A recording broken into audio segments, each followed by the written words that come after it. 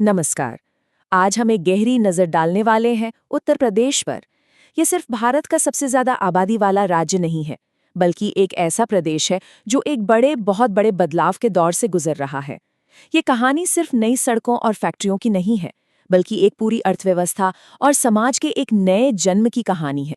और इस पूरी कहानी के केंद्र में, इसके दिल में एक बहुत ही एम्बिशियस लक्ष्य है।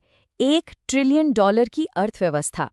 अब ये सिर्फ एक नंबर नहीं है ना, ये वो पैमाना है जो उत्तर प्रदेश के इरादों को और उसके भविष्य की दिशा को बिल्कुल साफ कर देता है।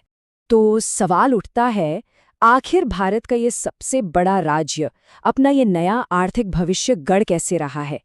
क्या है वो ब्लूप्रिंट? क्या है वो रणनीतियां जो इस जबरदस्त बदलाव को हकीकत में बदल रही हैं? आइए इसी को समझने की कोशिश करते हैं। देखिए, कोई भी बड़ी आर्थिक कहानी लिखने के लिए सबसे पहले एक मजबूत बुनियाद चाहिए होती है।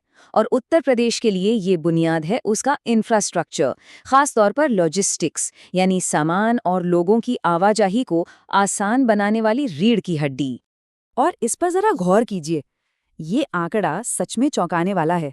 आज की तारीख में पूरे भारत में जितने भी एक्सप्रेसवे हैं, उनका करीब करीब 45%, मतलब लगभग आधा हिस्सा सिर्फ और सिर्फ उत्तर प्रदेश में है।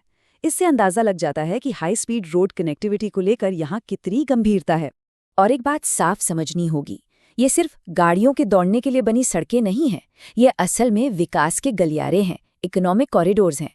जैसे गंगा एक्सप्रेसवे को देखिए, ये पश्चिमी और पूर्वी यूपी के बीच की मीलों की दूरी को मिटा रहा है।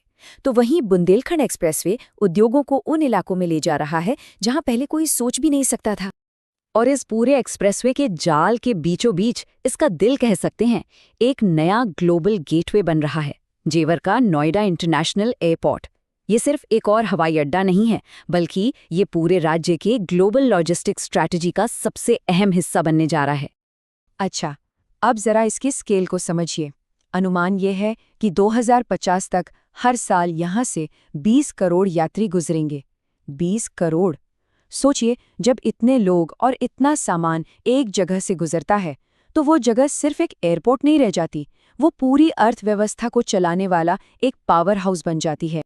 तो ठीक है, बुनियाद तो तैयार हो गई, एक्सप्रेसवे और एयरपोर्ट बन गए, पर इस मजबूत बुनियाद पर खड़ा क्या किया जा रहा है? चलिए अब उन नए इंजनों, उन नए इंडस्ट्रीज पर नजर डालते हैं जो यूपी की तस्वीर बदल रही हैं।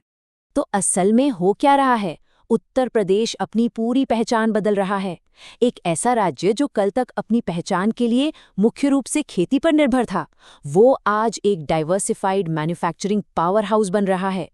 मतलब अब बात सिर्फ लोकल बाजारों की नहीं, बल्कि ग्लोबल सप्लाई चेन्स का हिस्सा बनने की है। और इस बदलाव का एक बहुत बड़ा उदाहरण है यूपी डिफेंस इंडस्ट्रियल कॉरिडोर। ये सिर्फ यूपी का नहीं, बल्कि पूरे देश का एक स्ट्रेटेजिक प्रोजेक्ट है, जिसका मकसद है कि रक्षा का ज्यादा से ज्यादा सामान भारत में ही बने। और इसके लिए यूपी में 6 अलग-अलग शहर, जिन्हें नोड्स कहते हैं, तैयार किए गए हैं। जैसे लखनऊ में ब्रह्मोस जैसी मिसाइलें बनेंगी, तो अलीगढ़ ड्रोन और उसके पार्ट्स का हब बनेगा। लेकिन कहानी सिर्फ डिफेंस तक ही नहीं रुकती। क्या आप जानते हैं कि आज भारत में जितने भी मोबाइल फ़ोन बनते हैं, उनमें से 60% से भी ज़्यादा अकेले नोएडा, ग्रेटर नोएडा के इलाके में बनते हैं? ये इलेक्ट्रॉनिक्स मैन्युफैक्चरिंग में राज्य के दबदबे को दिखाता है, जो इसकी नई औद्योगिक पहचान का एक मजबूत स्तंभ है। यही दूर की सोच हमें टेक्सटाइल यानी कपड़ा उद्योग में भी दिखती है।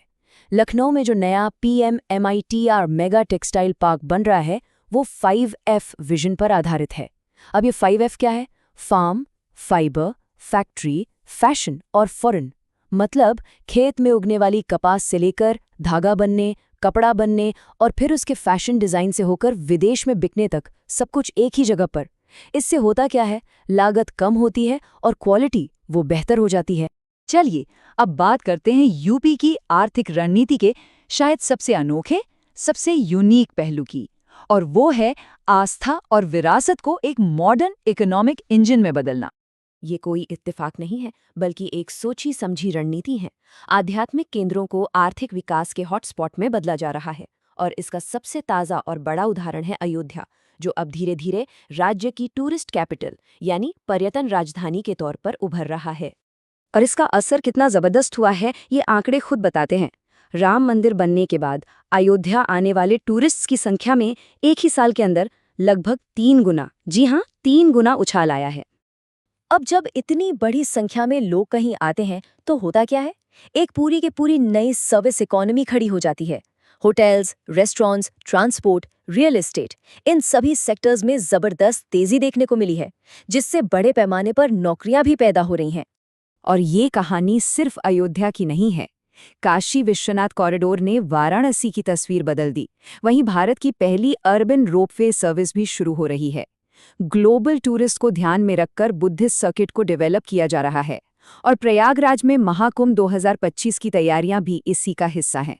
तो साफ है, ये एक राज्यव्यापी स्टेट वाइड स्ट्रैटेजी है। तो हमने एक्सप्रेसवे देखे, एयरपोर्ट देखे, नई नई फैक्ट्रियां देखीं, ये सब तो हो गया विकास का हार्डवेयर, पर इस हार्डवेयर को चलाने के लिए एक सॉफ्टवेयर भी तो चाहिए। चलिए अब देखते हैं कि वो कौन सी नीतियां और कौन सी दूर की सोच है जो इस बदलाव को ड्राइव कर रही है। और इस सॉफ्टवेयर का एक बहुत बड़ा अपडेट है Uttar Pradesh ease of doing business bill. ये एक बहुत बड़ा कदम है। इसका सीधा सा मतलब ये है कि अब व्यापार से जुड़े छोटे मोटे मामूली नियमों के उल्लंघन पर जेल की सजा नहीं होगी, बल्कि सिर्फ आर्थिक जुर्माना लगेगा। इससे होता ये है कि व्यापारियों के मन से एक डर खत्म होता है और वो अपना पूरा ध्यान बिजनेस को बढ़ाने पर लगा पाते हैं। एक तरफ जहां नई इंडस्ट्रीज पर जोर है, वहीं राज्य अपनी पुरानी ताकत यानी खेतीबाड़ी को भी नहीं भूल रहा।